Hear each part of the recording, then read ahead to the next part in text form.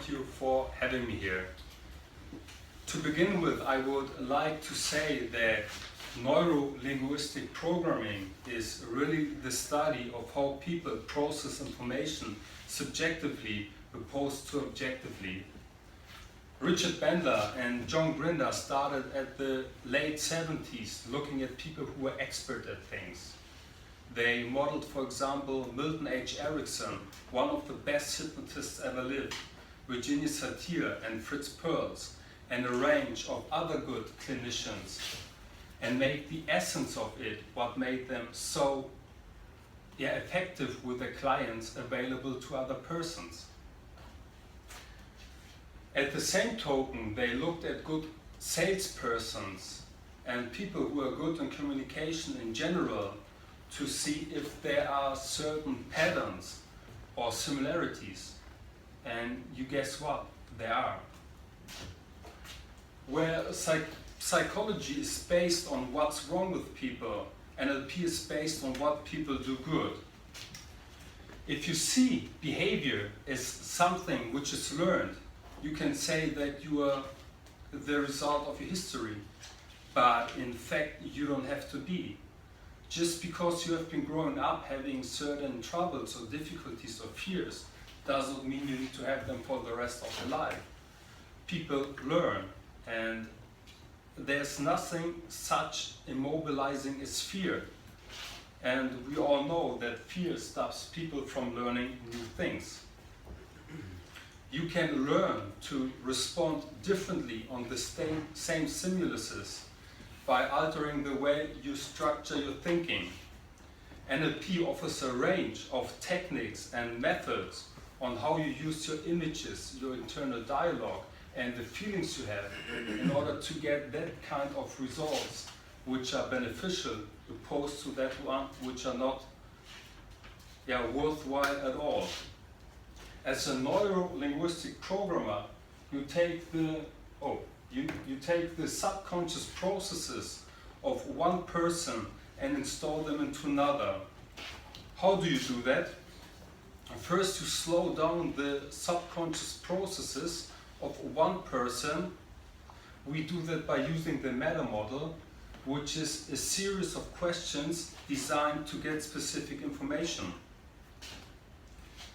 Because if you can find out the order of how a person uses his images, the internal dialogue, and the feeling he has, you can pretty much reproduce that kind of results and make them available to another person.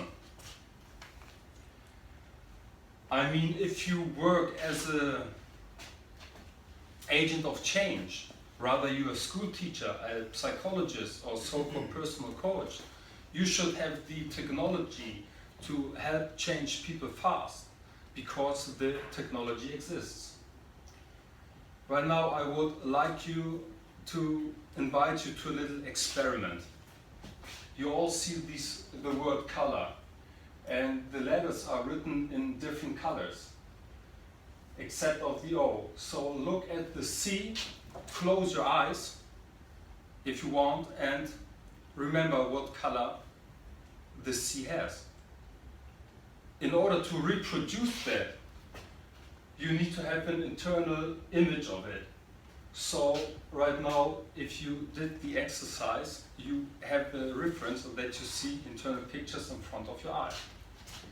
And right now, close your eyes if you want, and remember a situation in your past where you have been really, really happy, and the good feelings which have been attached to that memory.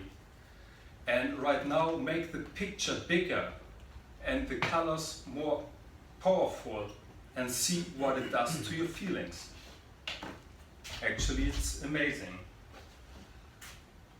Right now, say to yourself, even though it's not a polite thing to say, I'm such an idiot. Yeah, but do it with a funny voice, like Mickey Mouse would do it, and see what it does to your feelings. And the next time you do things inside your head with your internal dialogue which are not beneficial, just try this one.